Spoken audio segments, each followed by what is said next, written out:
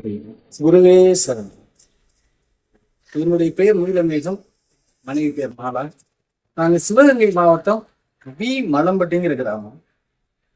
நாங்கள் சாமி இருக்கும் காலம், சாமி தோற்றமாகி பழனில வரும்போதே எங்களுக்கும் சாமிக்கும் நெருங்கிய ஒரு தொடர்பு உண்டாகுது. அந்த தொடர்பு குரு, சிஷ்யன், அப்பா, மகன் அப்படிங்கிற ஒரு தொடர்போடு நீடிச்சுக்கிட்டு இருக்கு. பகவானை எல்லாரும் பயந்து ஒரு பேசுவாரு, போவாரு, வருவாரு அப்படிங்கிற காலகட்டத்துல ஒரு சிலர் வர்றவங்க எல்லாம் பயந்து ஒதுங்கி போயிடுவாங்க.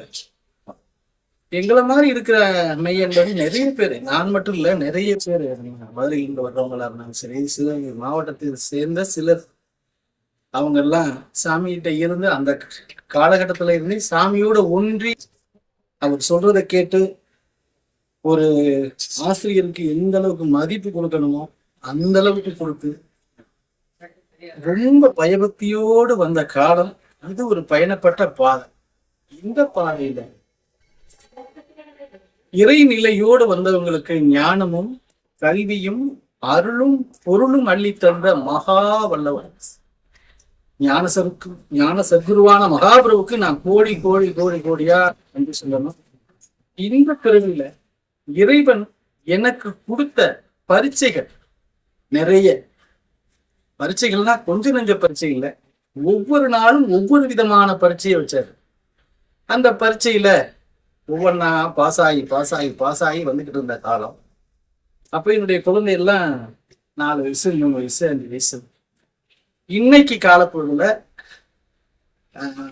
எல்லாமே பேரம்பேத்தி எடுத்துதான். பேரம்பேத்தியெல்லாம் பெரியவங்களாயிட்டாங்க. இன்னைக்கு 10வது படிச்சுட்டு இருக்காங்க. எல்லாருக்கும் நல்ல திருமணத்தை சுவாமி நல்ல உறவுகளோட பலப்படுத்தி வச்சிருக்காங்க.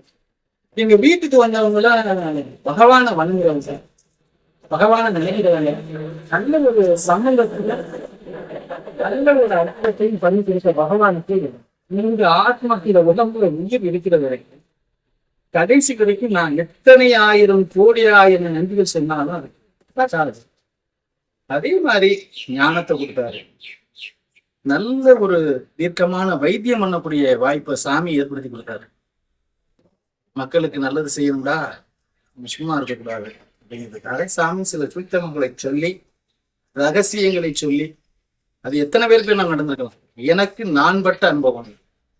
நானும் என் குடும்பத்தாரும் எத்தனையோ மருந்து மாயத்தினால தீராத நோய்கள் எல்லாம் அவருடைய அனுகிரகத்தால சொல்லும் போது தீருது, வரும்போது தீருது, போகும்போது தீருது.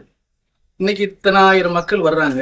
நம்ம இருக்கிற இடம் ரொம்ப சுத்தமாகவும் சுகாதாரமாகவும் இருக்கணும்.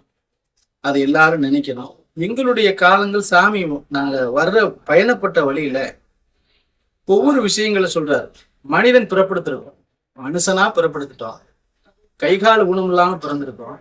உண்மையை பேசணும், நன்மையை செய்யணும், நல்லதே நடக்கணும், நல்லதை நடத்தி வைக்கணும். இதுதான் பிறப்படுத்தணும். இந்த பிறப்புல சாமி எங்களுக்கு உணர்த்தினது பொய் உரைக்காது, அடுத்தவன்கிட்ட கொள்ளையடிக்காது, அடுத்தவனை பத்தி புறம் பேசாது. இதெல்லாம் ஒரு இல்லத்தாருக்கு என்ன சொல்லணுமோ சொல்லிட்டு ஞான வாழ்க்கைக்கு பயணப்படுற ஒவ்வொருத்தருக்கும் சூட்சமங்கள் சொல்லியிருக்காங்க, அறிவுரைகள் சொல்லியிருக்காங்க.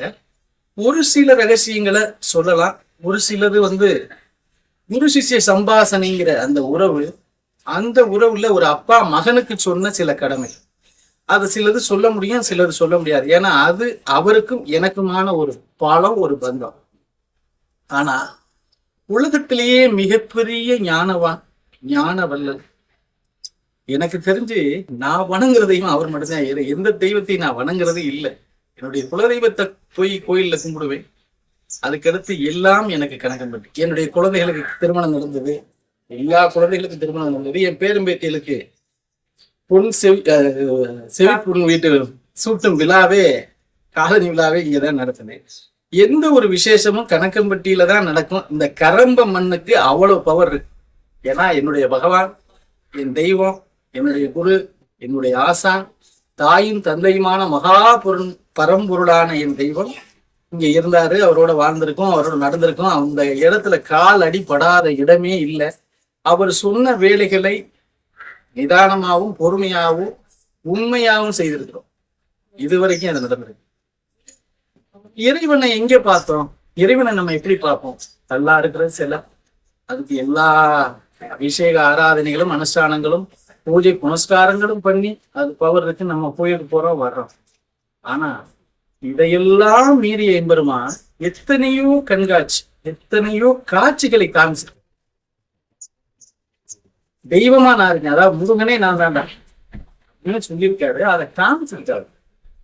அதே மாதிரி ஞானம் கொடுக்கணும் இல்லையா ஒரு மனிதனுக்கு? ஒரு ஞானத்தை அவன் அடைகிறதுக்கு கஷ்டப்பட்டாலும் அந்த திறவுகோல் வேணும் இல்லையா? ஒரு விளக்கு தூண்டுகோல் வேணும். அந்த தூண்டுகோலை இறைவன் எம்பெருமான் எங்களுக்கு அதி அற்புதமா செஞ்சு வச்சாரு மகாபிரபு.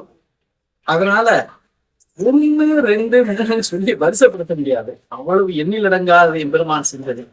அதே மாதிரி உயிர் போகும் நமக்கு இது மரணம் அப்படின்னு சொல்லக்கூடிய கண்டங்களை எல்லாம் காப்பாற்றி வச்சிருக்காரு டாக்டர். இதெல்லாம் தேராதுன்னு சொன்னதை தேர்த்த வச்சவர், உயிர் கொடுத்தவர், இந்த உடம்புக்குள்ள அந்த உயிரை கொண்டு வச்சு அற்புதம் செஞ்சு வச்ச மகாபிரபு.